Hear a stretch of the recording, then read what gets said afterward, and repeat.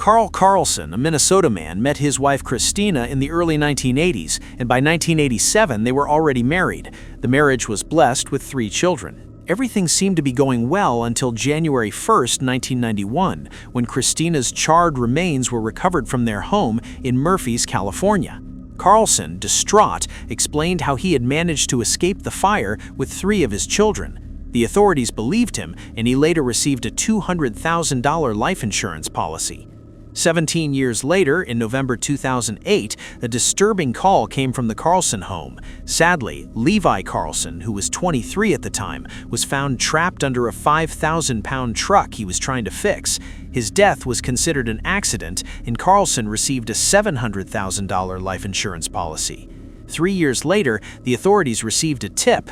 When they investigated, they discovered Carlson had taken out a huge insurance policy on his wife and son just a few days before their deaths. Carlson has been convicted and sentenced to life in prison without parole. In 1971, 46-year-old John List lost his job at a bank and couldn't bear to tell his family the truth. After a failed job search, he would later say that he had only one option: murdering his family and disappearing. He believed that without money, his family would turn away from God and therefore miss heaven. To ensure they went to heaven, he decided to murder them while their hearts were still right with God. After methodically shooting his wife, mother, and 2 children, List made himself a sandwich, closed all his bank accounts, and cheered for his only surviving son, John, at his high school soccer game. He gave him a ride back to their Westfield, New Jersey home, then shot him in the chest. He slept in the mansion where his family lay dead, then walked out the door the next morning. He changed his name, relocated to Colorado, and even got married. He was arrested 18 years later and died in prison. 17-year-old Adara J. Bunn was a straight-A student who also loved Disney and enjoyed collecting memorabilia. In a very painful twist, she would lose her life because of the collectibles. Bunn had gone with her mother to Arthur Jensen's house in Sheldon, a village in Illinois, for a rummage sale in August of 2019. At the end of the sale, Jensen told her to come back the following day for a special Disney cup she might be interested in. When she returned the following day, Jensen strangled her to death. Someone called the police after Bunn's screams pierced through the windows, "Stop, let me go," and "I won't tell police if you just let me go." There was no established motive for this crime, other than Jensen's claims of being enraged when he encountered Bunn in his living room. On May 15th, Arthur Jensen was sentenced to 50 years. At 5:45 p.m. on June 21, 2020, 14-year-old Noah Donahoe grabbed his backpack, got on his bicycle, and left his home in Belfast. He told his family he was heading to a nearby park to meet his friends, but just minutes later, something didn't make sense.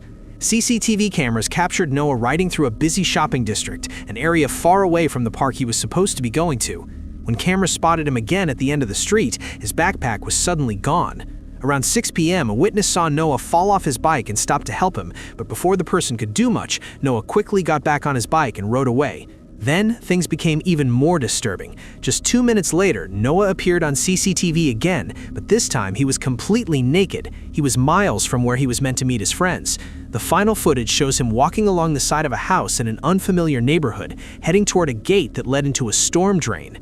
1 week later, Noah's body was found inside that drain, more than half a mile from where investigators believe he entered it. To this day, no one knows exactly how Noah died or why he was behaving so strangely in the moments leading up to his disappearance. In April 2019, a 47-year-old woman from Texas named Holly Barlow Austin was arrested for violating the terms of her probation. She had originally been placed on probation for a misdemeanor offense. After her arrest, Holly was taken to a jail operated by LaSalle Corrections, a private prison company in Texas. From April through June, Holly was repeatedly denied medical care while in custody. During this time, LaSalle Corrections was attempting to cut costs. Holly needed her prescription medication to be refilled, but her requests were ignored. Jail staff accused her of faking her illness.